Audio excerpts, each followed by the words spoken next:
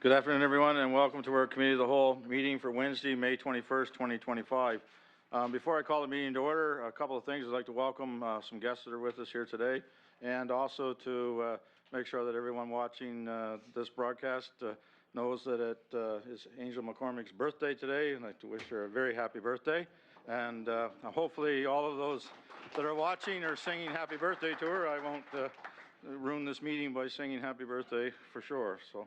I'll now call the meeting to order and acknowledge that we are in Mi'kma'ki, the ancestral and unceded territory of the Mi'kmaq people. Item 2.1 is the approval of the agenda. The recommended motion is that the agenda be approved as presented. If there are no changes to the agenda. None? Okay. Moved by Councillor Lee, seconded by Councillor Lockhart. All those in favor signify by saying aye. Aye. Contrary minded? Motion carried. Thank you very much.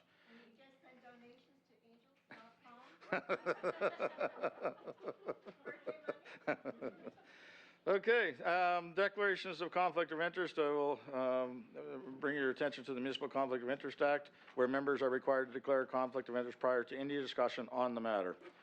Item 2.3, which is the approval of the minutes of the April 16th, 2025 regular Committee of the Whole meeting, and motion to approve those as presented.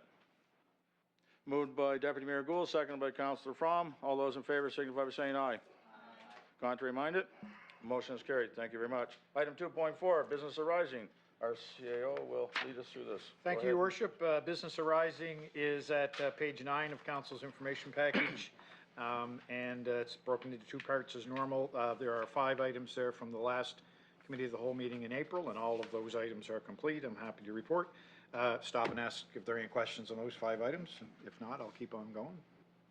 Go ahead, sir. Don't say All right, and the only other outstanding item is the bit of a report on drinking water in River Hibbert. We don't have that done. We're bogged down just a little bit. We thought that the consultant who normally does our utility work might be the person to do that, and the initial conversation with him, it may seem that we might have to kind of branch out a little bit. So that's just kind of holding us up. So other than that, all items are complete, Your Worship. Thank you very much, Mr. Harrett. Business arising. We have a couple of presentations scheduled for today. I'm going to reverse the order in which they're going to come up on your agenda, and we're going to go to item 2.5.2, which is the ATV Association Nova Scotia presentation. And I'll ask you to come forward now, sir. And I will remind you that you have 15 minutes, including question period at the end if you want to leave a couple for that, so that members of council can ask any questions.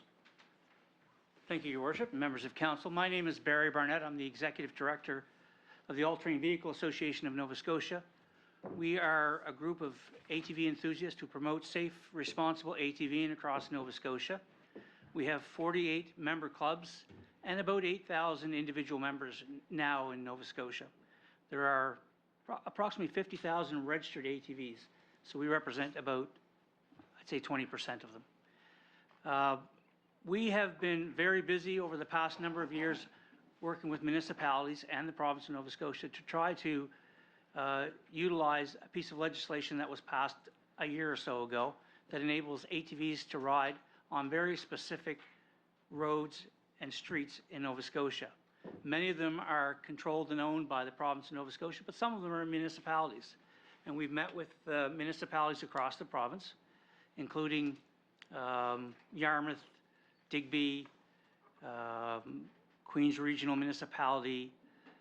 There's been a number of them that have adopted, HRM has adopted bylaws to enable our members and others to ride on very specific roads.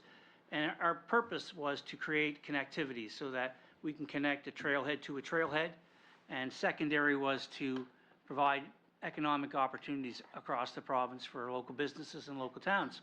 We've been very successful. We now have about 30 streets and roads where ATVs can ride, and they range in size as short as 100 meters and as long as 12 or 13 kilometers. Today, we want to talk to you about an opportunity in Parsbro. You have the image on the screen. What we'd like to do in Parsbro is make a connection so that our 2 trails, number 31 and 31, can connect. Right now, the only opportunity is to ride illegally. One of the things that we said to the province when we came forward with this concept was we'd like to see a regulated current activity. So I wouldn't be surprised that anybody in this room hasn't seen ATVs on a road. So our goal is to actually regulate it so it's safe and responsible and people know where they can and can't go. So in the case of this particular trail, you'd be able to, I think the next slide actually shows the connected version of it. Yeah, there it is. You'll be able to go to the town of Parsboro and across, pick up businesses like the, I can't read that, sorry. Still can't read it. The Irving Station, there's a number of local businesses, some of which we actually have arrangements with to provide discounts to our members. We see this as a win-win. We also realize and recognize that not everybody rides an ATV or sees the benefit of it. So we're prepared to work with communities and talk to communities, help them understand what it is we're looking for and see that they can, help us with the benefit of the economic value of our sport. In 2022, we did a direct spending analysis of our sport in Nova Scotia. In fact, we did one for all three OHV sports, the dirt bike sport, the snowmobile sport, and the ATV sport. In 2022, our contribution to Nova Scotia economy in direct spending was over $416 million. I suspect we're past $500 million now. So we're a big economic opportunity for small communities like the former town of Parsboro. And we like to see council consider adopting a bylaw to enable us to utilize those streets to make connections and to access services. It's as simple as that. Makes sense to me. So I don't know how much time I used, probably not 15 No, minutes. no, we're good though. That was very good. Very short and to the point, it's exactly the way it should be done. 4 minutes. You did Well, 4 minutes, you got lots of time for questions. I've done this over and over again across the province, so you get kind of Yep. used to a little bit of a routine. I also want to point out that my background was at one time municipal politics. I was a former Halifax County councillor, and I was a former HRM councillor, and I served in the provincial legislature for about 10 years and was once the Minister of Municipal Affairs for the province of Nova Scotia. Wow.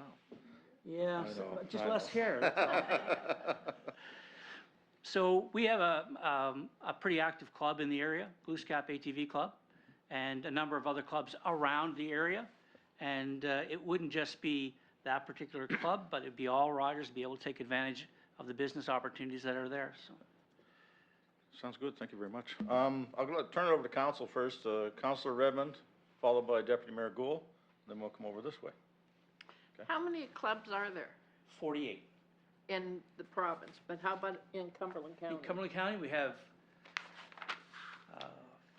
4, I believe. So, just, is it possible that the 4 of you get together and do one ask a year? Well, we're not certain that there'll be any additional asks this year with respect to road trails that are maintained by the municipality. Most of the road trails in Cumberland County are roads that will be maintained by the province. Yep. So you're aware, I met with the mayor of Amherst about 2 hours ago, and we talked about a specific opportunity for that town as well. So, yeah, the requests for road trails in this area are primarily provincial roads. And the process that they have is that we bring them to the province twice a year. They review them and then approve them in July and late fall. So the provincial roads will be maintained or looked after by the province. We're good? Deputy Mayor Gould. Thank you, Your Worship. Just a couple quick questions. So when you get approval to do this on the road, what are the regulations for the drivers? Do they have to be as close to the shoulder as they can? Is there speed limits, requirements? Yeah, there's all of that. So it is a requirement to stay as far to the right as possible, but on the paved surface. There is a speed limit. There's a requirement to have a driver's license, insurance, and you have to wear a helmet. And in Nova Scotia, the OHV rules apply, so there is an act for the road trails, and there's a separate act for the off-highway vehicles, and it includes things like age limits, helmets, safety training, all of that type of stuff. And what about time of day? Is that, Yeah, it is actually spelled out in the Off-Highway Vehicle Act, so you're supposed to be off, you can only be on the trail after daylight and off the trail 30 minutes before dark. okay? So yeah, it's a daylight activity. Perfect. And one last question. How long a piece of roadway is this that you're requesting here? It's not very long, I don't know specifically. Almost 2 kilometers. Okay, great. Thank you very much. Good, thank you. Counselor Strong? Yes, just to maybe clarify a bit, this is only a bylaw request, an amendment. It's not a continual request every year. Right. I met with Russell Monroe, your junior executive, and he was unfortunately not able to attend today. And I met with him in April and he presented this, but even a greater program. And it really speaks to connecting our little small village of Parsbro now with everything else, and I think it's a great win-win for everyone. That's just my opinion, and I'm glad you could make it today. Oh, no problem. Thank you. Counselor Lee? Thank you, Your Worship. Just touching base briefly around the fact that if there is the bylaws and like the bylaw is in place, it would be super supportive. That road is traveled now by individuals who use it. They try to be respectful. It would be nice if they were allowed, because it takes some of the edge out of it, and we'd eliminate some of that, you know, if you see the RCMP, that type of attitude. And it would also encourage people to sign up, get the memberships, do the things they need to do, because they would be doing everything on the legal end of things. So I think it's a fantastic idea. Yeah, and I support it fully as somebody who has to tiptoe along the sides of the road to get fuel. Thank you. So essentially what we were trying to do was create a legal opportunity to do a current activity. Thank you. Yep, exactly. Counselor Lockhart? Am I on? I had to speak on the ATV one. As I've known Barry for a long time through politics and through power sports, and I tell you that I fully support this, and it is really, I think I actually gave you the study, Greg, didn't I, with and that's, what, was it 20, was it? 2022, yeah. 2022, so, yeah, so it's over probably a $500 million a year industry. And with the, unfortunately, the lack of snow lately, we've had not as much snowmobiling going on, more four-wheelers, side-by-sides, and I fully support this 100% and like to see it all through the county. Thank you. Thank you very much. Any other members of council wish to speak? Mr. Harrod, you have something you want to say? Yeah, thank you. Thanks for the presentation. And to see the detailed map there for the former town of Parsbro and the connectivity on Trail 31. Can you provide us with a similar sort of connectivity map for the former town of Spring Hill? Just anticipating that that conversation will happen sooner rather than later. And if we get that information directly from you folks, we can deal with the issue once and for all. We're the traffic authority in both of For those both former jurisdictions, communities. yeah. You would Yeah. know, so, Yeah. yeah. So- Yeah, I'd be more than happy to do that. I'm not quite sure what is there in terms of connection. You have to remember too that if there's a connection that's required that is just simply across the road at a right angle, it's not required. So the OHV Act enables ATVs to legally cross any road, but we just simply can't travel on the road itself. So, but I will, I'll have Russell have a look and talk with the club and see what we can provide. Thank you very much. Yeah. Thank you very much. I'll just wrap it up by saying that if most of these people in this room have been at some point to Newfoundland or Quebec or in other jurisdictions and see the direct economic impact of being these bylaws allowing this activity to happen is profound, to say the least. And I agree with whatever's been said here today. I am all for it too. And we'll be dealing with it very soon, I would think. That's our intention, right? Yeah, so, but we, again, if we're gonna do it for one spot, we, like, again, try and do it for any of the necessary places in the county. For sure. And pass a bylaw that encompasses all of that, so, anyway, thank you very much for your time here today. Thank you. We appreciate you coming. Thank you. Perfect. Thank you very much. Next, item 2.5.1, Explore Cumberland presentation. Eileen Davidge, Economic Development Officer. You now have the floor. Eileen has 20 minutes because That's right, she does. I agree. You have extra allotment of time. We're gonna give you an extra 5 because you're really special. And then we're gonna give you the 9.5 minutes that the previous guy didn't use, so you can stay here till. For the record, he didn't use 3 minutes, let's Oh, not get okay, carried sorry. Question. Go ahead. I'm going to introduce a topic, Your Worship, if I may, Sure. and I'm not going to take long to do that. Explore Cumberland and the brand Cumberland, as you see on the screen, something that Eileen's been working very hard on since she came with us about a year and a half ago. And there's been an opportunity to present this to the Chamber of Commerce. I think a couple of members here were able to see that.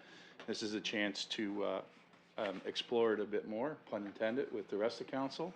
And also advancing the brand with a lot of work that's just being done internally and some collaboration, obviously, with the town of Amherst on this as well. So I just wanted to make sure everyone knows that there's been a lot of work done internally on this. Eileen's led the charge. And this is a chance to let you see some of the work that's happened and some of the things we plan to do going forward. So I'll leave it at that and let Eileen start. And Peter's got a couple of tricks up his sleeve there for us, and we'll go from there.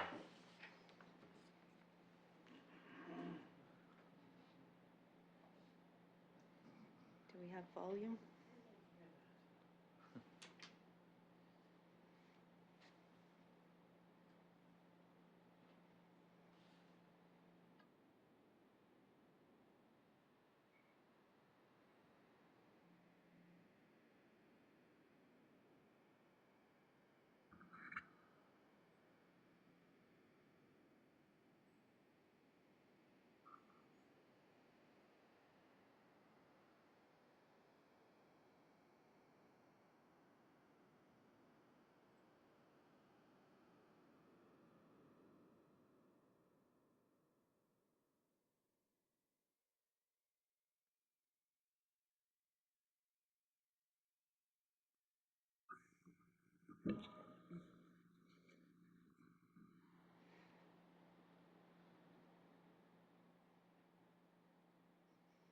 It's so good it wanted to play twice. So welcome to Explore Cumberland. Explore Cumberland is a shared municipal tourism brand, an online platform dedicated to showcasing the diverse natural beauty, rich culture, and hidden gems of the Cumberland region in Nova Scotia. It serves as a gateway for visitors and locals to discover unique experiences, from rugged coastal adventures and scenic trails to vibrant small-town charm and authentic local flavors. At its heart, Explore Cumberland evokes a sense of adventure, discovery, and belonging, inviting visitors to explore, share, and connect with the region in meaningful ways. So welcome to the brand you've known all along. A brand isn't a logo, it isn't a set of colors, a tagline, or fonts. A brand is the experience people come to expect from you. It's how you make people feel. It's the emotions it evokes in those who experience it. A strong brand connects on an emotional level, shaping perceptions and loyalty. When people feel something meaningful, they don't just engage with a brand, they advocate for it, and that's the power of emotional branding. Our tourism brand is actually a family of brands. The region is represented as a whole by the parent brand identity, Cumberland. There are distinct experiences and landscapes to be found in each part of the region. These subregions have individual wonders within that reflect their unique attributes while still contributing to the Cumberland parent brand. The subregions are Fundy Tides, Wentworth Valley, and Northumberland Shores. The 3 lines in our logo are a nod to the characteristics of the subregions, the dramatic coastlines of the Fundy Tides, the zigzag mountaintops of Wentworth Valley, and the smooth waves of Northumberland Shores. The colors in the logo are indicative of each of the regions: the rugged cliffs of the Bay of Fundy, the lush green of the Wentworth Valley, and the inviting blue of the Northumberland Strait.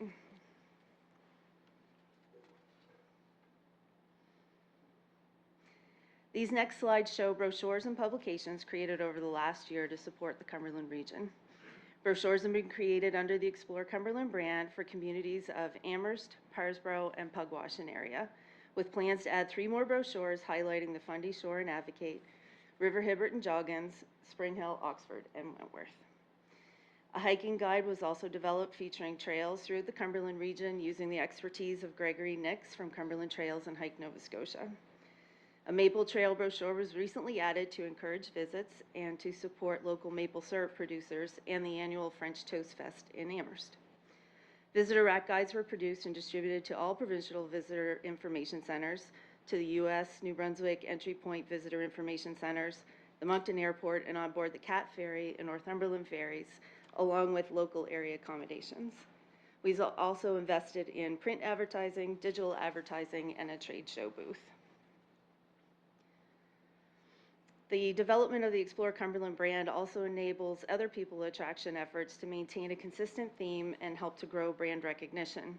The ongoing healthcare recruitment efforts use the brand to support their efforts by developing a relocation guide. A visitor guide and map was developed with 12 amazing day trips in the Cumberland region, with key locations highlighted within the region, along with points of interest like beaches and lighthouses marked with icons. There have been multiple print runs of this guide to keep up with demand. New installations at the Gateway Park include 4 new billboards, an interactive kiosk with scannable QR codes to direct users to more information on various locations within the region. And the next few slides highlight the kiosk panels and the individual billboards located at Gateway Park. There's 6 kiosk panels in total, with 3 representing each of the Cumberland subregions. 1 panel dedicated to the town of Amherst, 1 for the Cliffs of Fundy UNESCO Global Geopark, and coming soon, 1 to represent the Mi'kmaq from Nova Scotia Indigenous Tourism Enterprise Network. And these are a close-up version of the billboards that you can see at the Gateway Park.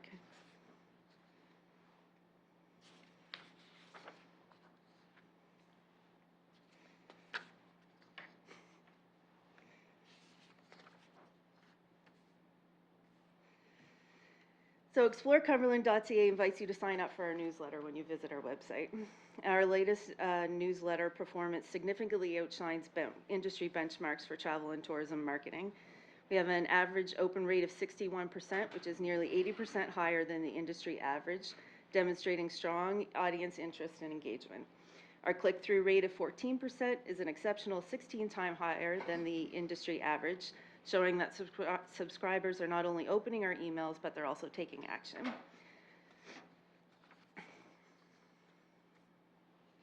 Newsletters typically are sent to share new blog posts and events. Blogs range in content from Sweet Beginnings, a maple adventure in the Cumberland region, to Thrift Your Heart Out, a girl's day out in the Cumberland region, Tea Time, Explore Cumberland, Nova Scotia's fantastic fairways, and Esterfest, a spooky good time in Amherst, Nova Scotia, covering a wide range of interests and things to see and do in the region.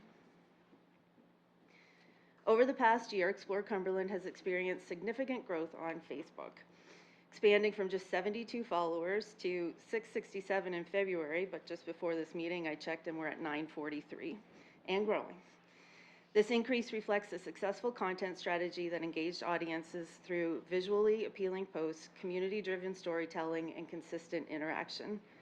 Strategic collaborations, seasonal promotions, and targeted outreach have likely contributed to this momentum. On Instagram, the account has steadily grown to 288 followers, benefiting from a focus on high-quality imagery and short-form videos like Reels and Stories. We use hashtags that resonate with travelers and locals alike, and this growth positions Explore Cumberland as an emerging voice in promoting the region's unique experiences. This is a typical Instagram post for Explore Cumberland, taking advantage of image captures from collaborations with Tourism Nova Scotia. This one in particular invites solo travelers to trade in busy for bliss and uncover the wonders within the Cumberland region. Hashtags and tagging of individual operators and businesses are used strategically to capture attention of potential visitors that these adventures would appeal to. Typically, social media posts are shared to both Instagram and Facebook to double our chances at reaching our targeted audience. This short reel was posted recently.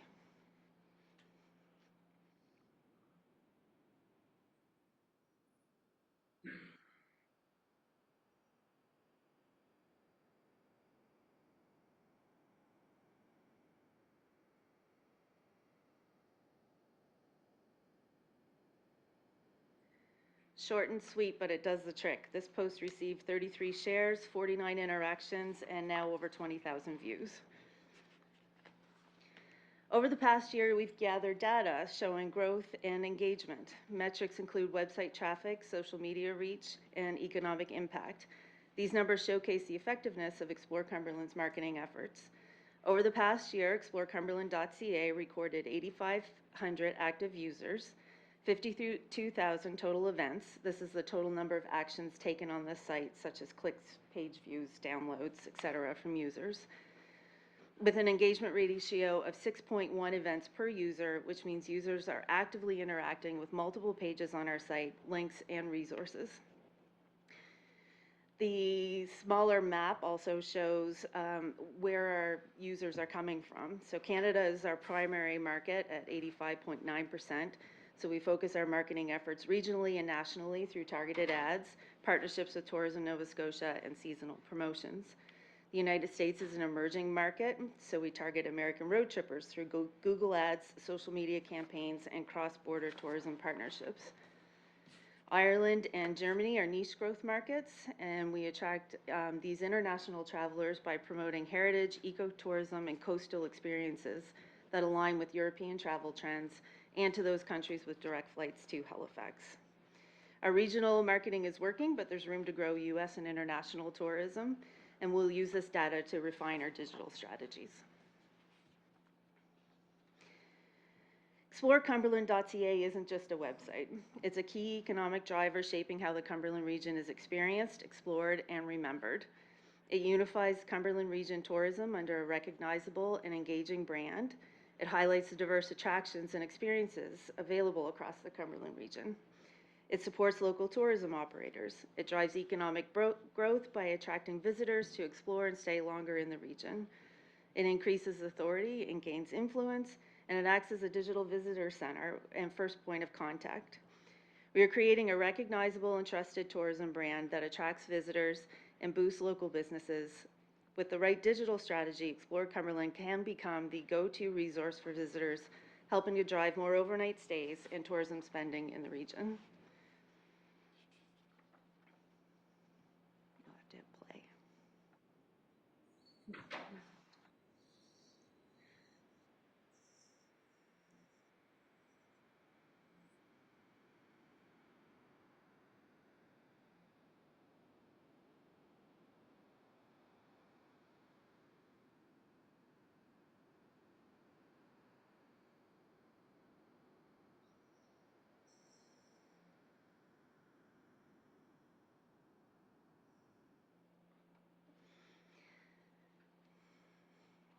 So calculations for estimated economic impact of ExploreCumberland.ca website traffic are estimated on Google Analytics, Tourism Nova Scotia data, and industry conversion benchmarks. The calculations are shown at the bottom of this slide. But the key takeaways are that ExploreCumberland.ca may drive 40 to 86,000 in tourism spending annually just from web-based influence. Expanding engagement and conversions by adding trip planning tools and targeted promotions could increase this impact significantly. If conversion rates increase to 5%, the impact could exceed 145,000 per year. The more web traffic we have equals the more tourists. Using Tourism Nova Scotia data and average visitor spending, we can estimate the economic potential of non-residents to the Cumberland region. According to Nova Scotia Tourism statistics, of the approximately 2.2 million non-resident overnight visitors to Nova Scotia in 2023, approximately 134,000 included the Cumberland region as part of their Nova Scotia visit. Of these, approximately 32,000 spent at least one night. It's important to note that these are estimated figures that show potential impact and not actual figures, because we must also consider that some of these overnight stays would include family visits and not be weighted the same as in terms of daily average spend. So the calculations again are shown at the bottom of this slide, but the key takeaways are that total estimated economic potential from non-resident overnight visitors to the Cumberland region are in the area of $5 to $7 million for 2023.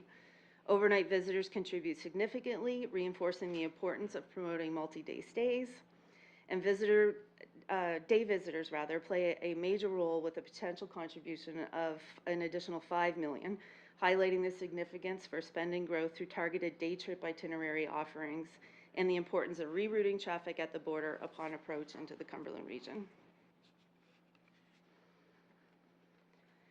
Tourism Nova Scotia has supported Explore Cumberland development efforts by providing funding for 3 programs. This funding helped enhance visibility, attract new visitors, and encourage economic activity through increased awareness, short-term gains, and support for extending tourism into the shoulder seasons. However, looking ahead, since this funding was an exceptional one-time allocation, Explore Cumberland must now leverage these past marketing successes by continuing to use materials, strategies, and insights developed during the funded period, use internal talent to create new photography and videography, and other creative means to support growth of tourism in the region. Enhance digital and organic marketing by focusing on search engine optimization, email marketing, and social media campaigns to sustain visitor interest without large ad spends. Continue pursuing alternative funding opportunities. Encourage user-generated content features by using hashtag Explore Cumberland for both residents and visitors alike, and to encourage local residents to follow and share content at Explore Cumberland on social media.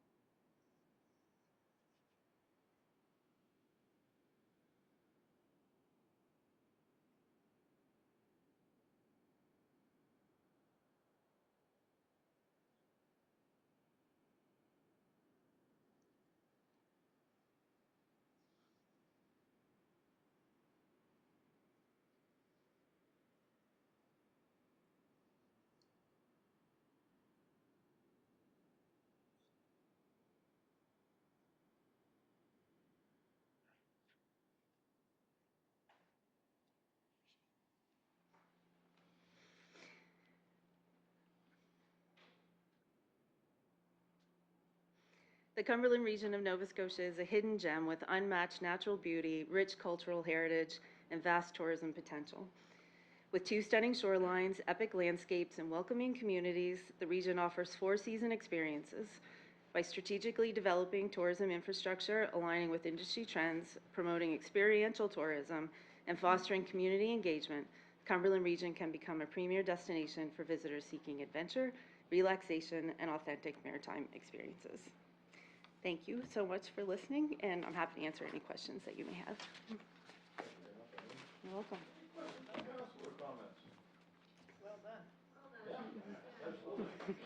Thank you. Thank you.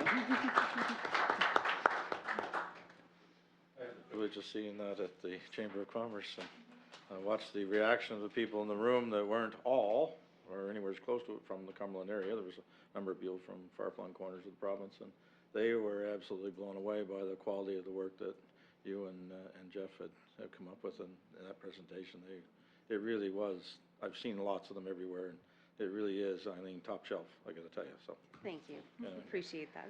So, thank you very much. Any comments? No? We're good.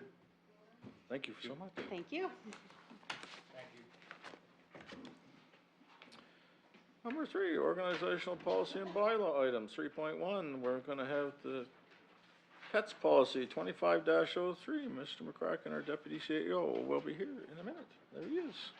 You have the floor. That's page 10.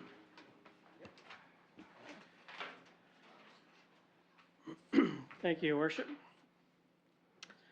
Wild pets, such as dogs, are adored by most folks. There are others who are not comfortable around unfamiliar animals, and certain pets may make noise and create a mess and those sorts of things when we bring them into our workplaces. So, well, it's been our general practice to date to limit animals and certain pets access to our service centers, and limiting these to service animals. And while we have signs posted stating that only service animals are allowed, we don't actually have a policy that supports this practice. So recently, when a member of the public was asked to remove their animal from the building, it sort of reinforced the need to have something in writing that staff could follow and had some teeth to it. So there's a draft policy in your committee of the whole package. This policy establishes the guidelines for regarding the presence of pets in our municipality's service centers, as well as the Dr. Carson and Marion Murray Community Center. So we already have an existing policy for that building, and so we've integrated some components of that policy in with the new policy. And this is hopefully to ensure the safety, health, and comfort of employees, council members, committee members, public, anybody who comes into the buildings. In general, it's proposed that pets are not allowed in service centers and the community center, with the exception made for service animals that are clearly identified, or in the case of the community center, for animals associated with an event taking place on site, an approved event. Also, I'd like to point out that our policy includes a plain language version, which is on the last page. So this is something that we'll be doing for our policies moving forward, and it's part of our accessibility efforts. It allows us to take the intent of the policy and put it into language that is better understood by the entire public. Your Worship, happy to take any questions. Thank you very much, Mr. McCracken. The recommended motion is that council forward the Pets Policy 25-03 to the May 26, 2025 regular council meeting for consideration. If somebody would like to make the motion, moved by Councillor Song, seconded by Councillor Lockhart. Any questions or discussion on this? Seeing none, I'll ask for the vote. All those in favor signify by saying aye. Contrary minded? Motion is carried. Thank you very much, Mr. McCracken. Business issues, there are none for this meeting. 5, external reports and committee minutes. The 5.1 is the Navigator monthly report, and 5.2, which is the solid waste monthly report, are contained in your meeting package. And we will move along to internal updates, reports, and committee reports. 6.1, the Administration Department monthly report. Mr. McCracken, you have the floor again. Thank you, Your Worship. Once again, the administration report can be found on pages 18 through 21 in the package. We're pleased, first of all, to fill some positions in April, several positions, which are listed on your package on page 18. We're also anticipating the start of our very first, one of our new positions actually in the audience today. So welcome Scott McKay, who is our new bylaw officer. So welcome, Scott. Welcome, Scott. And so we'd also like to let council know that we're at the very final stages of making an offer and hiring our first ever OH&S officer. So I want to thank council for your support for that position. We're very close to hiring somebody. Also on the horizon is just a reminder, is the wrap up of our current pension plan and the transition into the PSSP. So you will, the new pension deductions will appear on the June 14th pay stub, first pay day of that month. In terms of communications, we continue to implement actions in the communications plan. We're also preparing for a tax bill insert and employee newsletter in the next community newsletter for mid-June. For IT services, very busy, 2 big projects to note. The first is the migration of our records for our current software program to a new system using Microsoft SharePoint. This will create, we hope, some financial and operating efficiencies. Second is the phasing out of our Windows 10 software and or system, and as well as any machines that are using that system, which means the replacement of our around 20 outdated computers, laptops, which is part of the strategic budget that was approved by council back in March. Community developments or engagements, we are beginning to develop an action plan for the first tasks associated with the accessibility plan now that it is passed. We also had a lunch and learn for employers, and employees to review ways that they can be supportive of employees with disabilities. Finally, there's a table in the report with the district grant balances. I know we had some we have some good discussions around district grants moving forward, and a pie chart for April's customer service cases as well. Happy to take any questions, Your Worship. Thank you very much, Mr. McCracken. Does anyone have any questions or comments on this report? I only have one to say welcome aboard, and I'm hopeful that during the interview process that you were able to identify the various breeds of chickens. Fred will know what I'm talking about. It's an inside joke, sorry, folks. Development and Planning, go ahead, Mr. McCracken. Development and Planning Department Monthly Report. Glenn Boone, let's have it. Director. Yes, I might also want to note that that was perhaps the longest report from Mr. McCracken we've had in quite a while, so, yeah. You took up Mr. some Boone, of my go time, ahead. so it's all good. Yeah. Good afternoon again. I guess after the last presentation, maybe my job's in jeopardy anyways, but it's okay. Lee Iacocca once said in his book, smart managers surround themselves with smart people, so it's the way to go. She was just sitting here. Yeah. So just a couple of quick notes on the planning files. Not that many people heard about the Smith Road application, but we had that one withdrawn from the first reading that was held with regards to Atlantic Shell. Landowner permission was withdrawn, so as part of the process, that application was withdrawn and that process ended after first reading. Just to note that a rezoning application that we had done previously on 1370 Southampton Road is now in the appeal process. The applicant on the denial by council had appealed, and that process is underway. My understanding is there's no one has asked for intervenor status in that process, which means other landowners could have asked to speak at the hearing, and the URB has advised that no one else has done that. So we're just in the process of preparing for the hearings, which are set for July 8th and 9th on that matter. I anticipate it not taking the full 2 days to go through that process, but that's what the UARB has put aside.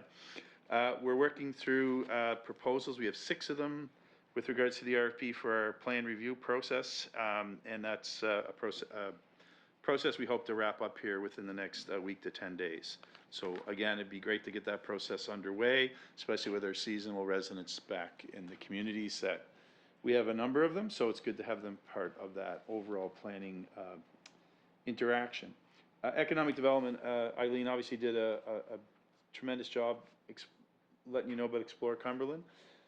But some work around Explore has also included the presentation of the Chamber of Commerce, which His Worship had alluded to, as well as, which will be in next month's report, but they've used the trade booth recently at the Saltscapes trade show and lifestyle show in Halifax at the Halifax Exhibition Center. Eileen and I both participate in the Partners for Progress Regional Economic Network Conference, which actually was held at Fox Harbor. A lot of interaction there, a lot of very positive comments from the Business Connector hosting that. I had the pleasure of moderating a panel and on housing and some very interesting things that are happening within housing within the town of Amherst, and also the folks from the United Way spoke about the great project they're doing with Shaw Rural. We awarded the tender for the new post-mat aluminum signs. It's in your report.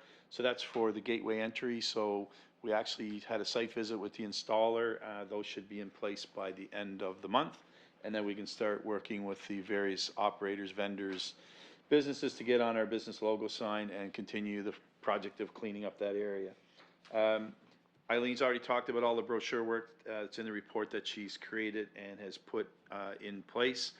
One thing I'll comment is the guide she showed you, the map guide, she's now put those on pads, rip-away pads, because people like to draw and write on them. So they're cheaper to produce. I know Councillor has had the pleasure of using them at the Anne Murray Center, so Councillor McCormick's been able to utilize those. We went through 1,200 of those at the Halifax Airport last summer, and they already asked for a large volume of them.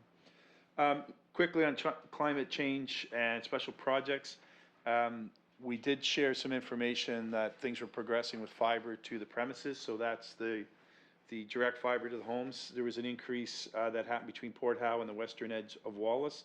I'm sure Councillor Hotelling may have been hearing from some residents, but 230 civic addresses that now have true fiber to their homes. So it was a lot of progress, a long drawn-out project, but we're seeing lots of progress.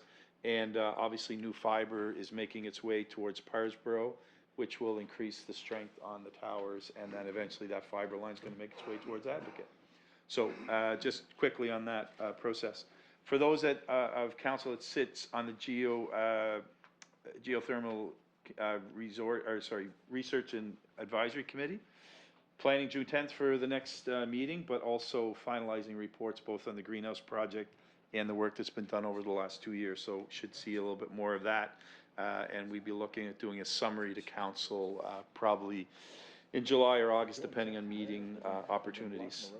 The final SEEP report for the community energy has been submitted to Low Carbons Community, so all the funding was approved. We got all of our, last of our money is coming in on that, so that's been positive.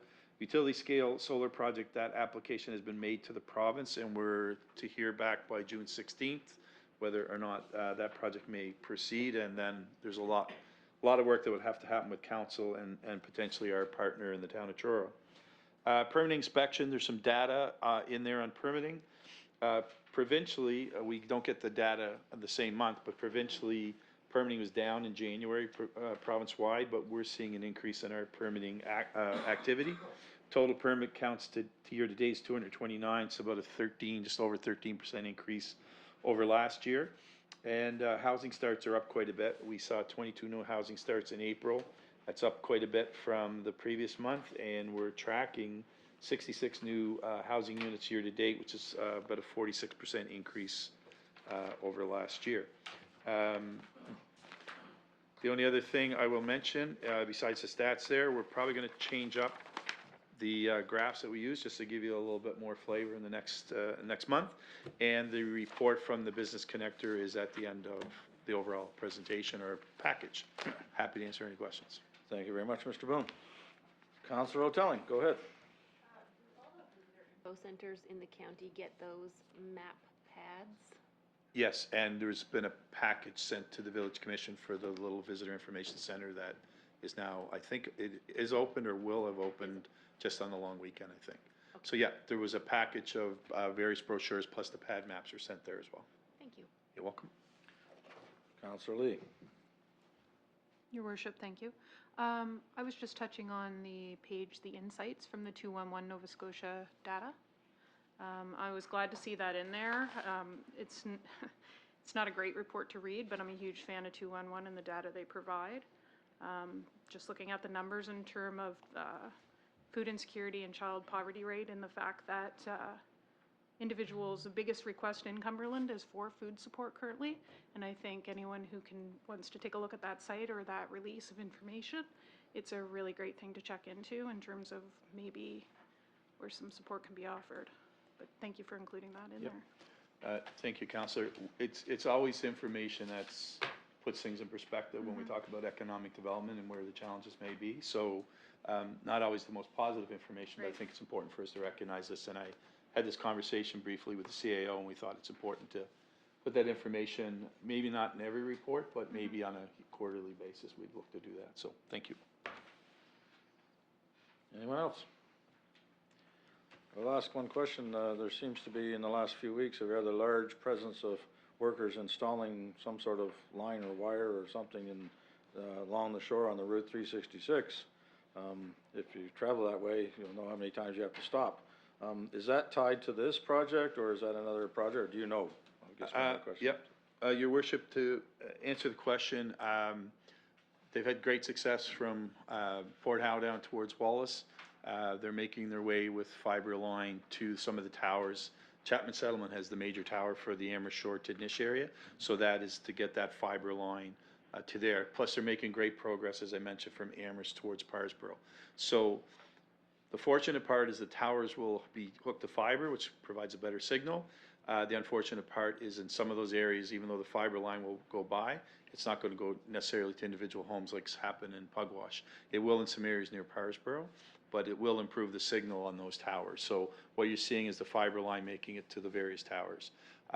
Long term, that the contract will be fulfilled by Explore. We'll have done that. If council wants to consider other opportunities with another project, that would have to be something separate from what we have. Good. Thank you very much. You're welcome. Anyone else? Thank you very much, Mr. Boone. Cheers, thank you. 6.3, Finance Department Monthly Report. Director Amy Hurdle. Go ahead, Amy.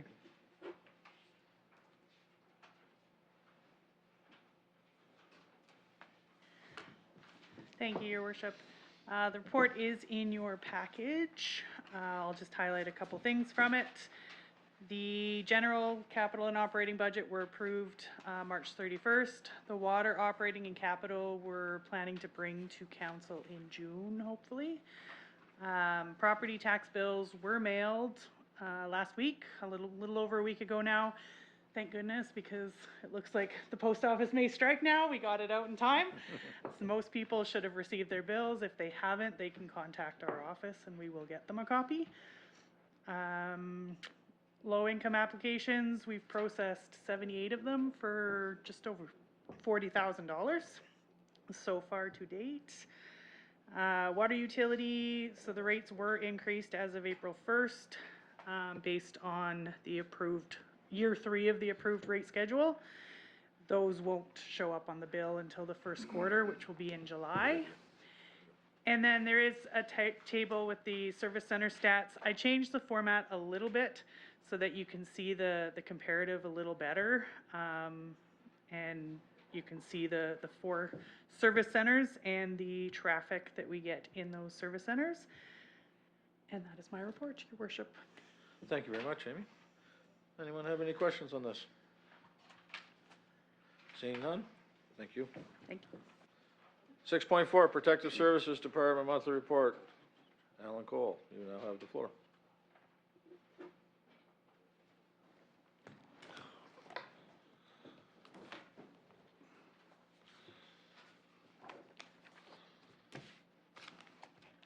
Thank you, Your Worship. Under the Emergency Management Organization heading, we had some meetings in Advocate regarding the dike improvement project, which Councillor Strong is intimately involved in. Fire services, call-outs were up quite a bit in the month of April, and that was primarily due to an increase in medical calls, there were 20 additional medical calls in the month. Bushfires were up by 7. Alarm investigations were up by 5. And other were up by 10. The other category is generally things that don't fit into the other headings in the table that occurs on page 32. But 8 of those 10 were the Joggins Fire Department sump pumping residence basement, which raises a few issues we'll deal with at a future meeting, I'm sure. The table of statistics is on page 31, Your Worship. The percentages, even though the numbers were up, the percentages across the board were pretty similar month to month, and is typical. Parsboro, Spring Hill, and Pugwash were the busiest departments. And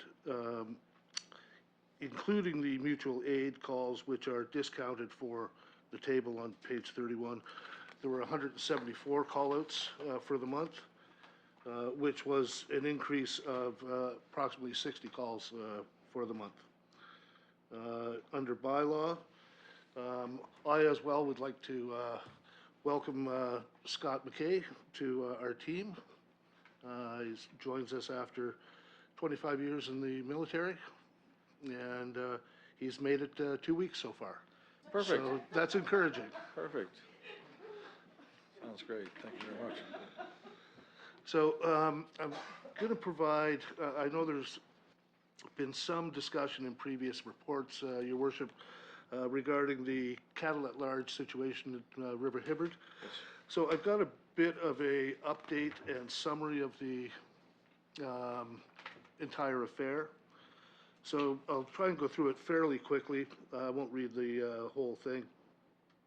But it started back in February of 2024 with a report of cattle at large on Bearsfield Road. A couple days later, we issued an order under the livestock control bylaw to repair the fence that was essentially non-existent on the property, Your Worship. That order was ignored. Between February and July, we had 19 further complaints of cattle at large. And then on July 18, we issued an information and summons in the provincial court seeking fines against the DaCostas for not properly containing their cattle. The original hearing date was August of 2024, and it was adjourned so that the DaCostas could retain counsel. The matter has since been adjourned 8 times for the same reason. The last court date, Your Honor, was on May 14, where a trial date was set for Mr. DaCosta, but Mrs. DaCosta still hadn't retained counsel, and a bench warrant was issued for her arrest. That trial date is February next year. In September, we, with the assistance of a number of employees of the municipality, the Department of Natural Resources and Renewables, and some of the residents of Bairnsfield Road, were able to seize 22 cattle and relocate them to a boarding location where they could be treated. Most of the cattle were malnourished, parasitic, and had other difficulties. A veterinarian was retained to give us advice on nursing the cattle back to health. And also one of the calves that was seized passed away on the day of the seizure. A postmortem was performed, and the diagnosis or the outcome of the postmortem was that the calf died of starvation. And so under the livestock control bylaw, we're allowed to seize cattle that are on other people's property. But the bylaw does not permit municipal employees to go onto a property to seize cattle. The Fences and Detention of Stray Livestock Act, however, does allow for us to go onto a property to seize cattle. That committee constituted under that act was stood up in October, and an order was issued to seize the remaining cattle, which was done. So on November 14th, the additional cattle were seized later in October, and then on November, nursed back to health to a condition where they could be sold. And in November, the cattle were sold at the Atlantic Livestock Yard auction. Net proceeds to the county were about $12,000. And to put that in perspective, to date, and I emphasize to date, Your Worship, veterinary bills, legal fees, medicine, boarding costs, etc., the municipality spent about $23,000 on these animals. And we continue to accrue costs in relation to the prosecution of the DaCostas under the livestock control bylaw. So that's where the matter sits at the moment, Your Worship. The only other item I have in the report is an explanation of the demolition in Parsboro of the commercial premises on Main Street that occurred on April 19th. Typically, a demolition requires an order of council. Section 350 of the Municipal Government Act allows for the administrator, myself, to order an immediate demolition if there's an imminent danger. And in that case, that decision was made and the building was demolished on the Saturday of the long weekend. That's the reason it didn't come to council. Happy to take any questions, Your Worship. Thank you very much, Mr. Cole. Does anyone have any questions or comments on this report? Go ahead, Councillor Lee. Your Worship, thank you. Didn't see his hand. Are we aware if they still have animals? There are no animals left at the Bairnsfield Road location. Yes. They have another property in Joggins where there were cattle that were not at large. My understanding was that animal welfare dealt with those, because they were malnourished as well. But they did not come within our jurisdiction. Thank you. Deputy Mayor Gould. Thank you, Your Worship. Just one quick question on the cattle again. So our cost so far has been 23,000, and the sale produced pretty near 12,000. So we've paid the 23,000. Everything is paid, like the boarding and shipping and all that sort of stuff. Or The bill for the boarding has been paid. There's a bit of a discussion with the gentleman who boarded the cattle about the price on that. We had an agreement, but there's an issue that's arisen. But is that price included in the 23,000? Yes, it is Okay. included. Thank you. Yes. I thought you wanted to say something. You were hitting the button. Anyone else? I'd like to say that, first of all, that the first file regarding the cattle has been a very long and arduous path for you and your group, Alan. And a tremendous amount of work has been done to stick with this one, to see it through to the end and under very difficult circumstances, as we're all aware. The second one is I'd like to say thank you to you and your group for the work on the long weekend and dealing with that situation in Parsbro so quickly and so efficiently, and all kinds of comments about how well it was done and how well the situation was maintained and all of that.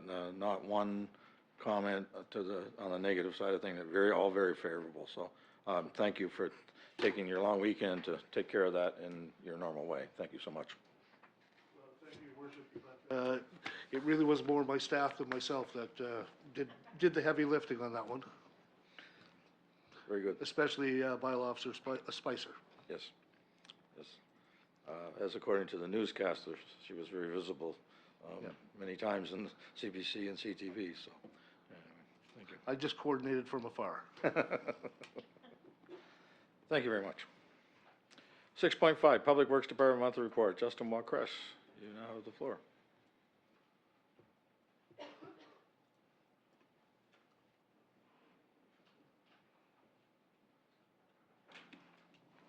Thank you, Your Worship. While productive, my April was not as exciting as Director Cole's. But after the approval of the capital budget, engineering group and I went on a procurement rampage, got a lot of tenders out for the capital projects you folks approved, and have begun to close them, and work has even started on some, so you'll see some updates on those in the May report. More photogenic work we did was collaborate with the Recreation Community Service Department on a little bit of a facelift on the Miners Memorial there on Main Street by the library, doing some grading work, improving the walkways and replacing some concrete in advance of the Davis Day ceremonies that are held there. Some summary lists of the other activities the Public Works crews got up to operationally in the month of April, and happy to answer any questions council may have, Your Worship. Thank you very much, Mr. Walkress. Anyone have any comments or questions on this? Councilor McCormick, go ahead. Thank you, Your Worship. I just want to thank you and Ally's department for the great work that you did up at the Miners Memorial. And another question is, I noticed that you were doing some painting of crosswalks in the area, and was wondering, will the handicap parking lots, will they be updated soon, painted on Main Street? Mr. Walkress, go ahead. We're going to continue to get the rest of those crosswalks painted on along Main Street, then we'll begin to work on the parking stalls. Okay, thank you, Your Worship. Thank you very much. Any other questions or comments? Seeing none, thank you very much, Mr. Walkress. 6.6, Recreation Community Services Department Monthly Report. Director Ally McCormick. Go ahead, Ally. Thank you, Your Worship. Included in your council package, you'll find the monthly report for Recreation and Community Services, and I'll highlight a few items. First, registration for our 2025 summer programming is set to open on June 9th at 10 a.m. We'll be using our new online software, Amelia, that we've spoken of before, and we're working really hard to get the message out on our website, social media, and through our brochure about this new registration process. So it is a requirement for you to create an account before you're able to register for any programming. So again, we're just trying to get that message out so that people don't find themselves on June 9th at 10 a.m. having to do that extra step before they are able to sign up for for the programs, as they are first come, first serve. So we just want to make it as efficient for folks as possible. If anyone has any questions about the process or registration, our recreation programmer, Nick Leopold, he'll be happy to help. And if anyone's experiencing any technical difficulties or challenges going through the registration process, again, he is more than happy to assist. And there's more information on our Facebook page and on the website as well. The Glooscap Campground opened for the season on May 16th. I had it in your council package May 23rd. It wasn't. It was May 16th. And we are happy to report that despite the cold and the wet weather this weekend, we had a really busy weekend at the campground. So that was very positive. We're seeing a lot of activity with our online booking for this season, and so we hope that continues. And we have hired our second campground attendant, Nicholas Petrov, and we're happy to have him on board for the season. So it's full steam ahead for our, well, it has been for a number of weeks now for our campground staff. And finally, I just want to mention that we held our Spring Craft Fair on the weekend. We had over 40 vendors and lots of folks in attendance. And now we're hoping to replicate this success with our summer night market that we have scheduled for July 18th. This market will feature local makers, bakers, and crafters, and we'll have live music. And for more information on this, right now we're just trying to get the information out to vendors as well to again get them to join in for the event. But more information can be found on our website and the Dr. Carson Mary Murray Community Center Facebook page. Happy to answer any questions of council. Thank you very much, Ally. Councilor McCormick. Thank you, Worship. I just want to know, when is the grand opening for the new rec center at the Goose Camp Campground? Your Worship? Go ahead. We are just going through the final inspection process. So once that's been complete, and then once we have it looking well lived in, and then yeah, we'll definitely look at doing an event to get that open, because it is it's an exciting thing for the campground. Yeah, so just need to get through a couple more steps before we get there, but we're looking forward to it. Councilor Lee. Your Worship, thank you. Just a quick question. I'd like to get it out in the community about the registration for the events and things like that. I haven't seen like a really clear post yet on Facebook or something that's super easy to share with community centers and things. So if one goes out, can you kind of give us a little push that it's out there, and we'll certainly spread the word out on our end, if that's okay. Your Worship? Go ahead. We're actually, myself, our recreation programmer, and Melanie Prendergast, our admin assistant, we're meeting tomorrow to do our game plan for the big launch of it. Again, we've just kind of been doing some piecemeals of it, but our big launch is set for us tomorrow to get things together. And so I actually, on that list, I'm going to be sending the summer recreation brochure out to council as well, so you can have that available. And we can also do printed copies and leave them at our service centers as well. Your Worship, thank you. Thank you very much. Thank you for that. Councilor McCormick. Just to go back to there, all I did was, and I did it today, was the newsletter that you sent out, and I just scanned it and I posted on my Facebook, so you'll see it on my Facebook as well, and also too in other sites. Thank you. Thank you very much. Mr. Herrick, go ahead. Thank you, Worship. Just a couple of things that come to mind listening to the last two reports, and Mr. Wackreff's reported on the work of the Miners Memorial, and thanks to the Spring Hill Public Works Group for that. I do want to point out that the costs of that are being covered under Spring Hill area rate, and so we've arranged that those costs are covered that way. Although Justin and his group did the heavy lifting, it was Ally and her staff who met with the folks who come up with the concept for the project. And would want to thank Kathy Fisher and Claire Turnbull for bringing forward the project as a bit of a spiff up for the 100th anniversary of Davis Day. And the last thing is, Ally and I talked this morning just about the state of things there, and the fact that we'd seeded that lawn repair. We've decided today to acquire some sod so that we won't be fighting the weather and waiting to see whether the seed takes, and so we'll be ready for Davis Day. So I know that Ally and her group are working on that.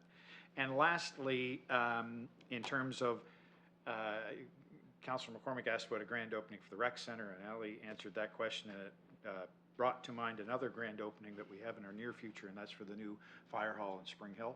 And the occupation date looks like it's June 2nd, looks like that's the date that the fire department will move operations from the old fire hall to the new.